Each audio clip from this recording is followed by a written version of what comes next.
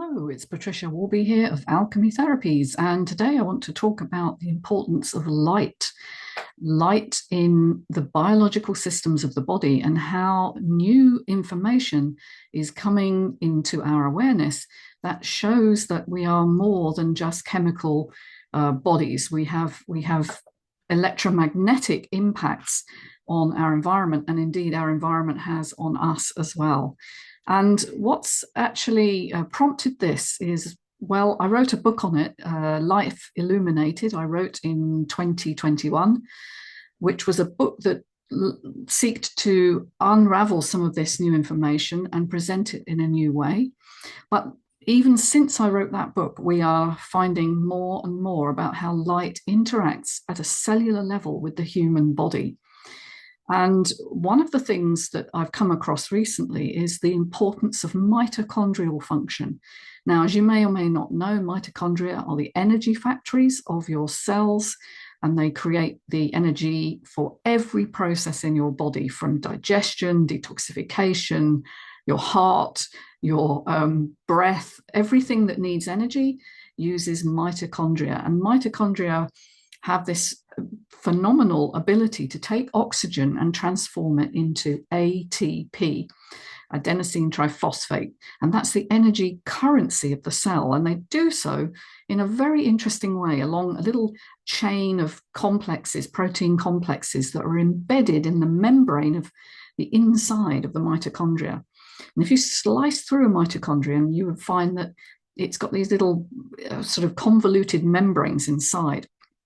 And embedded in there are these four protein complexes, which sort of channel electrons between them and pump out protons across the membrane, from the inner membrane to the outer membrane space.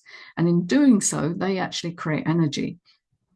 The final key point is the final part of the chain is a rotating complex. It actually vibrates and rotates, which pumps out ATP at the end. And we always conceived of that electron transport chain as a chemical procession of kind of different chemical compounds between one complex and another and another. But what we're finding is that photons, which are the basic building blocks of light, the little smallest particle of light, particle, wavicle, it's a mixture, but let's call them photons just to keep simple. And that actually impacts the efficiency of your mitochondria hugely. Now, why is that important? Well, quite honestly, it's really, really key at the moment, because we are spending more and more time indoors or behind glass, whether we're in our car or in an office building or our homes. And the full spectrum of daylight cannot actually impact our bodies through glass, okay? And it certainly can't do it through a built environment. And so we're not getting a full spectrum irradiation of our bodies, which we would be if we were working outside, which is how our bodies are designed to be, really. We're designed to be basically in the open air.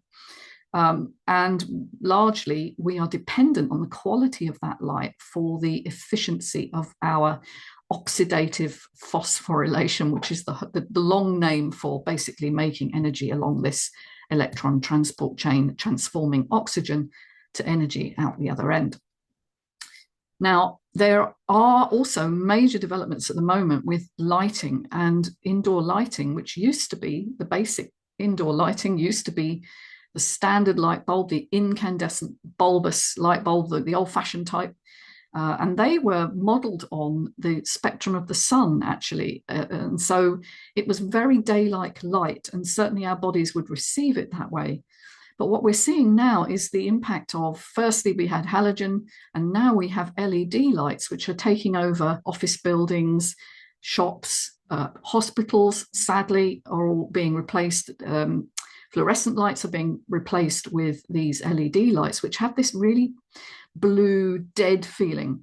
And there's a reason for that, because they don't contain any of the infrared frequencies, particularly the longer wavelengths of over 670 to 700 nanometers. So that's kind of the frequency that we're looking at, the wavelength.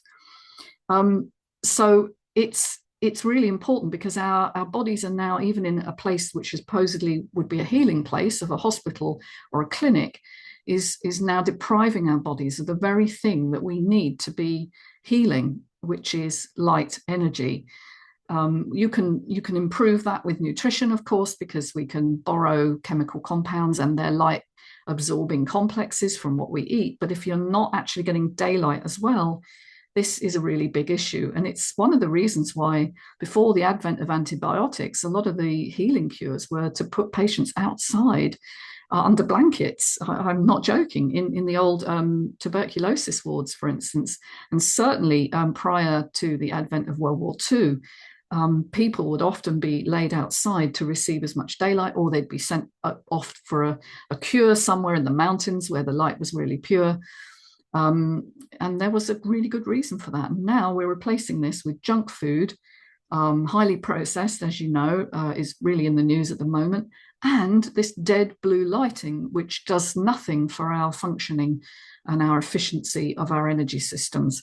Now, there are solutions. Okay, so the first thing is to get yourself a daylight lamp. Now, this is an example of a daylight lamp, a full spectrum lamp, designed to mimic the full range of electromagnetic frequencies that our bodies are sensitive to.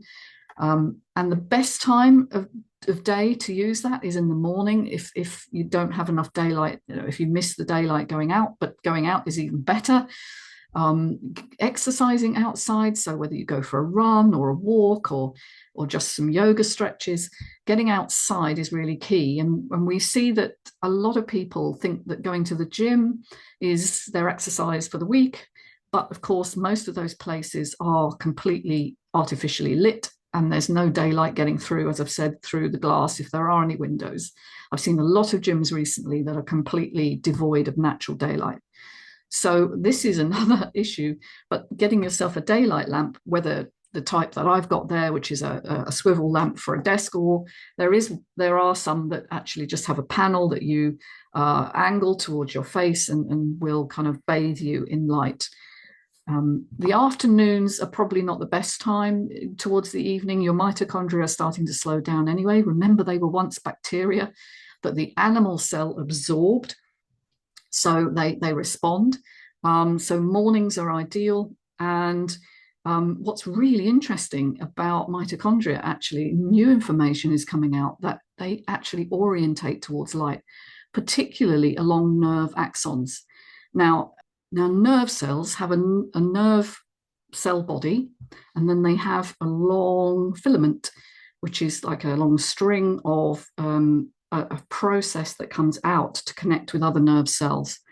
And that's the axon. And it's surrounded by a sheath, a myelin sheath, a fatty sheath.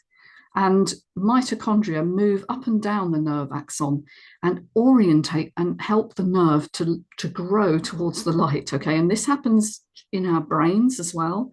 It may be one of the reasons why we have, or babies certainly have, a gap at the top of in the fontanelle when they're first born. Light irradiating the brain, of course, is going to make it a lot easier for nerve cells to grow and develop. And we're born very mature, so that's probably a process that needs to happen very quickly. But even as adults, we orientate in some ways towards light through the eyes, of course, as well, which are really important. Incidentally, I think lack of infrared light is certainly implicated in a lot of eye disease, in particular macular degeneration, which affects a lot of older people. And so bringing light in to the body is really, really key. Now, I'm going to include in the show notes one of the videos I watched with a professor from University College London, and it's all about this orientation towards light and how important mitochondria are and infrared with them. It's really intriguing, and it really calls for us to mobilize the governments to put into place some legal restrictions on how much LED lighting is put in certain places.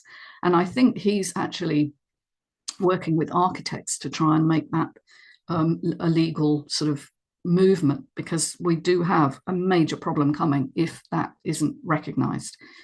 So neuroscience is showing us that the brain orientates towards light, that nerve growth, which is what creates memory and functioning generally in your brain, is helped along by the quality of the light that you receive. And we're seeing that it's a vibrational state, that nerve connections are not just chemistry, which is what I learned, but that the connections are actually responding to wavelengths that maybe we can't perceive. Infrared actually is a wavelength that we don't see, but it's something that we nevertheless are impacted by. And I would suggest that you functionally look at improving your ability to receive infrared, either through artificial light or by going outside.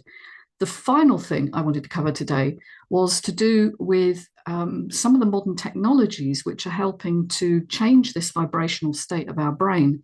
And one of the most superb new apps that I've come across is called Lumenate, Lumenate, Lumenate. And I must admit, it was recommended to me by a client, and I thought it would be just a strobe. It actually uses the flashlight on the back of your phone to irradiate. And if you hold it reasonably close to your face, and I expected it to be like a strobe, and it would just kind of entrain my brain, very much like some of the audios that I use, the binaural beat audios. But it turns out, no, not at all. It was quite phenomenal. And when I've done some of the free explorations within the app, and it's very much like a psychedelic trip.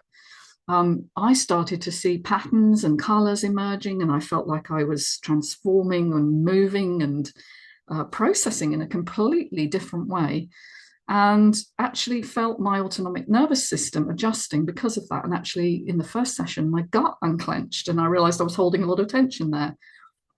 So I don't have shares in Luminate. I am not linked to them in any way.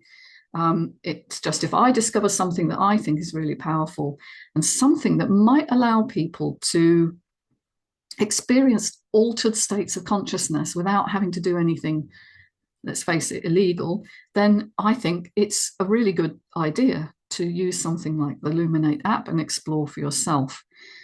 Okay, well, I hope some of that was interesting to you, the importance of light in life process. And I hope it's given you some ideas for maybe improving your connection with the light quality, in particular, the infrared range. And don't forget, if you feel like you would like to get some one-to-one work, you can find me on alchemytherapies.co.uk, and look forward to seeing you soon. Take care. Bye for now. Bye-bye.